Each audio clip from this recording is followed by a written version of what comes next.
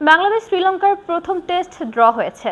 শেষ দিনে শ্রীলঙ্কার 296 রানের টার্গেট দেয় বাংলাদেশ। জবাবে 4 উইকেটে হারিয়ে 72 রান নেয় শ্রীলঙ্কা। শেষমেশ 5 ওভার বাকি থাকতেই দল ড্র মেনে নেয়। এই টেস্টে আগে ব্যাট করতে নেমে প্রথম ইনিংসে সব উইকেট হারিয়ে 495 রান করে বাংলাদেশ।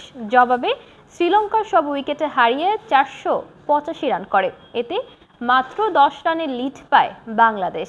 দ্বিতীয় ইনিংসে শান্তর সেঞ্চুরিতে ভর করে 6 উইকেটে 285 রান করে ইনিংস ঘোষণা করে বাংলাদেশ।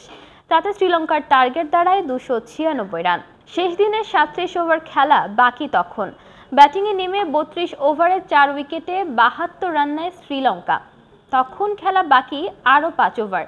তবে দুই দলই ড্র মেনে নেওয়ায় সেই 5 ওভার খেলা মাঠে গড়ায়নি। 296 রানের লক্ষ্যে ব্যাট করতে নেমে শুরুতে হাত খুলে মারতে থাকেন দুই লঙ্কার ওপেনার লাহিরু উদারা ও পাথুম নিশাঙ্কা। ষষ্ঠ ওভারের শেষ বলে তাইজুলের বলে স্ট্যাম্পিংয়ে কাটা পড়েন উদারা, তবে ব্যাট থেকে আসে 9 বলে 13 রান।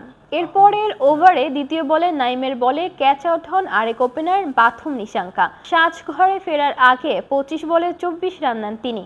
এর মধ্যে 4টি 4-এর মার ছিল। 2 উইকেটে 34 রান করে বিরতিতে যায় শ্রীলঙ্কা। বিরতির পর 20তম ওভারের ক্যাচ দিয়ে সাজঘরে ফেরেন অ্যাঞ্জেলো ম্যাথিউস। এরপর চান্দিমালের উইকেটেও নেন তাইজুল। শ্রীলঙ্কার 72 রান 4 উইকেটে হারলে দুই দলই ড্র মেনে নেয়। ক্যারিয়ারের শেষ টেস্ট ইনিংসে 85 বলে মাত্র 8 রান নেন অ্যাঞ্জেলো ম্যাথিউস। আউটের পর বাংলাদেশ দলের খেলোয়াড়রা তার সাথে হাত মেলান। মাঠের বাইরে থেকে হাততালির মাধ্যমে তাকে অভিনন্দন জানান সতীর্থরা। প্রথম ইনিংসে 69 বলে 39 রান নেন তিনি। এই টেস্টের মাধ্যমে ক্যারিয়ারের ইতি টানলেন ম্যাথিউস।